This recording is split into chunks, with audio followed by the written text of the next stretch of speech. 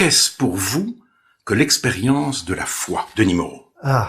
Alors ça touche quand même à des choses assez intimes, donc dont je ne parlerai pas évidemment. Après, je peux parler en général. L'expérience de la foi. Alors souvent les gens disent tu as la foi ou disent j'ai la foi. C'est une expression dont je me méfie. J'ai pas la foi comme j'ai un téléphone portable. En tout cas, si j'ai la foi, c'est comme j'ai de l'énergie.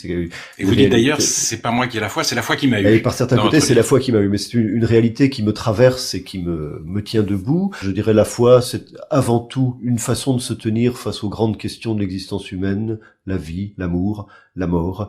Et j'aime beaucoup la formule de Paul Ricoeur. Alors, la foi, c'est un hasard transformé en destin par un choix continu. Un hasard sont les hasards de la naissance et de mon éducation. Transformé en destin, j'ai bientôt 50 ans. Je sais pas de quoi l'avenir sera fait, mais c'est sous la houlette du catholicisme que j'ai vécu ces 50 années, par un choix continu, parce que il y a aussi, théologiquement, il faut en discuter, mais une composante volontariste dans la foi, ça se travaille, ça se nourrit, ça s'entretient. Je précise ma question, la foi en quoi? Je crois que pour un catholique, ça serait la foi en Jésus-Christ. Je pense que c'est quand même ça qui est central dans la religion chrétienne, c'est écrit dessus. Et peut-être pour moi, mais après il y a différentes nuances et différentes portes d'entrée dans le catholicisme, peut-être pour moi ça serait la foi, alors ce qui est pas le plus facile à vivre et à concevoir, mais qui est sans doute le plus important et m'apparaît comme la plus grande puissance de transformation de ma vie, ce serait la foi placée en la résurrection de Jésus-Christ. Donc une thèse qui a à voir avec quelque chose qui est une composante fondamentale de l'existence humaine, c'est-à-dire la mort. Résurrection de Jésus, l'amour, et ça a à voir aussi peut-être avec la vie éternelle. Un chrétien est quelqu'un d'intéressé oui. dans sa foi, au sens où il vise ce qu'il considère comme le plus grand bonheur possible, et c'est ça qu'il recherche. Donc moi, je ne crois pas à la foi pure de tout intérêt ou dénuée de tout intérêt individuel. Moi, je revendique une foi intéressée. Ça veut pas dire égoïste ou autocentré, mais je revendique une foi qui pour moi, alors aussi bien pour cette existence que pour l'existence future et éventuelle, est un pari sur la vie bonne. C'est-à-dire, je n'ai pas du tout le sentiment, en étant catholique, de sacrifier des choses. J'ai le sentiment de m'engager sur une voie qui, dès à présent, me conduit à vivre aussi bien que je le peux. Disons que le catholicisme est pour moi une des réponses envisageables, sûrement pas la seule, mais une des nobles réponses envisageables à la question de la vie bonne. Et bien entendu, en tant que catholique, je pense à la vie éternelle et ça m'intéresse aussi. Rémi Braque, dans un entretien publié par le mensuel L'Incorrect avec Pierre Manant, vous mettez en garde contre la tentation de réduire la religion à la religiosité de chacun. C'est pourquoi, pour vous, je précise ma question. Vous dites après Newman qu'il faut parler un peu moins de la foi, un peu plus du dogme. Alors, je vous demande, c'est quoi le dogme et pourquoi le suivez-vous, Rémi Braque? Le mot dogme doit déjà être un petit peu déminé à cause de sa parenté dangereuse avec l'adjectif dogmatique. Le dogme, eh bien, c'est justement l'objet de la foi, l'objet de la croyance. Ça m'énerve toujours un petit peu lorsque l'on parle, par exemple, des écrivains croyants. Ce qui m'énerve, c'est que on met entre parenthèses ce en quoi ils croient. Parce que, enfin bon, Dieu et les soucoupes volantes, même combat, serait une formule un petit peu exagérée. Enfin, c'est pas tout à fait de ça qu'il s'agit. Donc, ce que j'appelle dogme ne peut pas, me semble-t-il, se réduire à une impression, enfin quelque chose qui nous ferait, je ne sais pas, des guilis partout.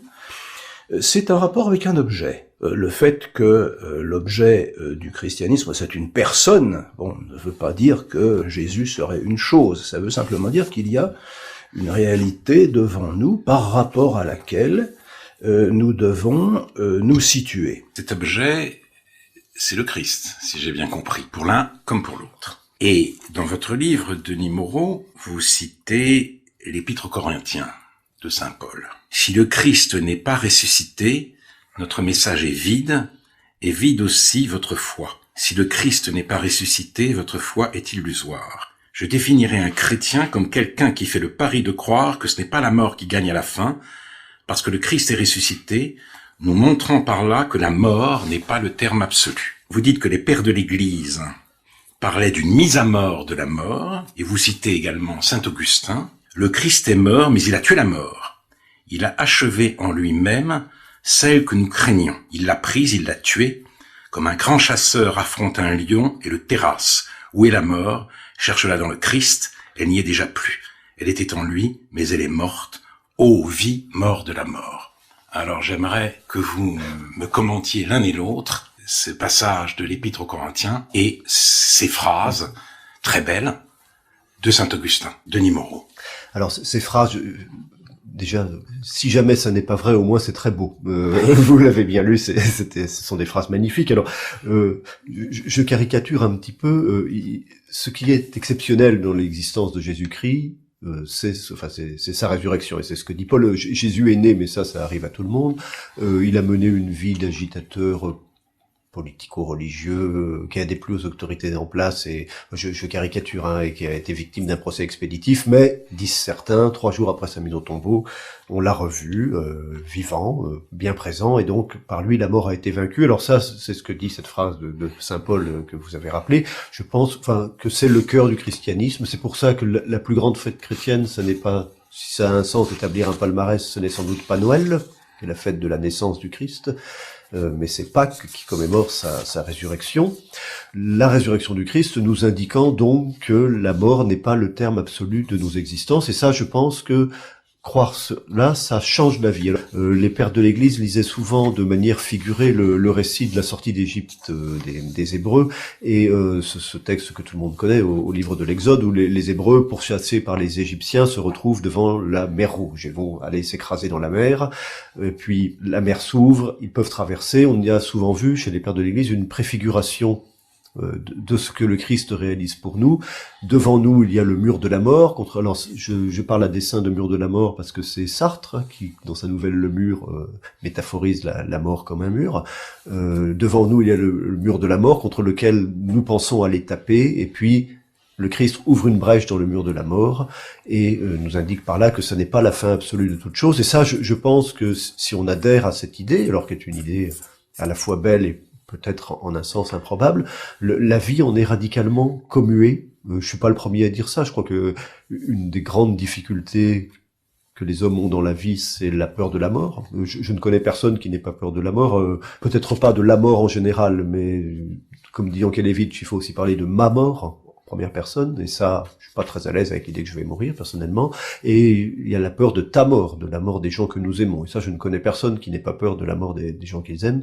C'est de ça dont la résurrection du Christ nous libère, et je pense que avec des penseurs non chrétiens comme Épicure, comme Heidegger, que la façon dont nous concevons la mort détermine radicalement la façon dont nous vivons, et que donc la bonne nouvelle, c'est-à-dire en grec l'évangile de la résurrection du Christ, c'est quelque chose qui change radicalement l'existence du chrétien. Vous dites même que la foi, la religion, la croyance en la résurrection du Christ peut libérer de la peur de la mort. Je pense aussi qu'il y a un certain nombre de comportements toxiques, nocifs que nous adoptons dans la vie sont des effets de la peur de la mort. C'est-à-dire que la peur de la mort non seulement nous fait vivre de manière apeurée, mais nous amène à mal nous conduire, et que c'est de ça aussi que libère la foi placée en la résurrection du Christ. Donc je défends l'idée que la foi placée en la résurrection du Christ est une puissance d'amélioration de la vie présente, actuelle. Rémi Brague. Nous avons entendu dire, depuis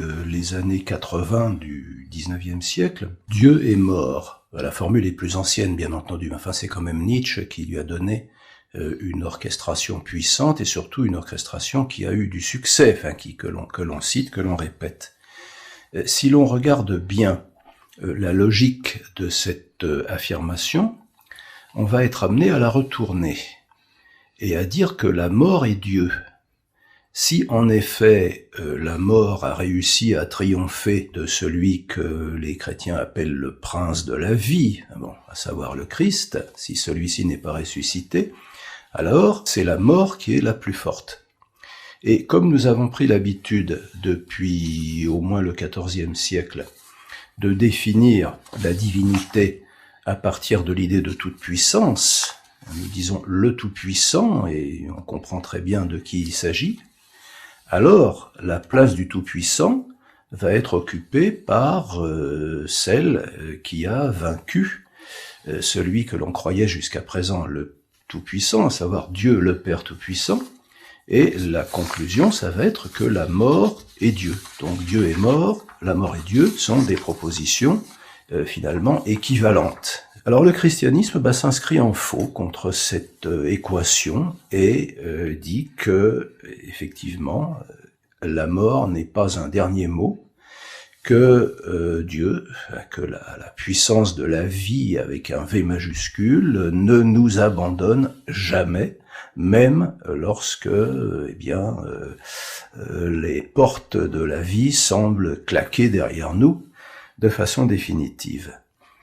Ce que le chrétien croit, eh bien, je l'exprimerai par un mot qui est d'un auteur, disons, un peu à la limite du christianisme, en marge, à savoir le philosophe allemand Fichte, un disciple de Kant, donc au tournant du 18e sur le 19e siècle, qui a cette formule assez belle, me semble-t-il. Il disait « Ce n'est pas la mort qui tue, c'est la vie plus vivante ». C'est un petit peu cela que croit le chrétien, et il se fonde là-dessus, sur l'expérience de Jésus-Christ,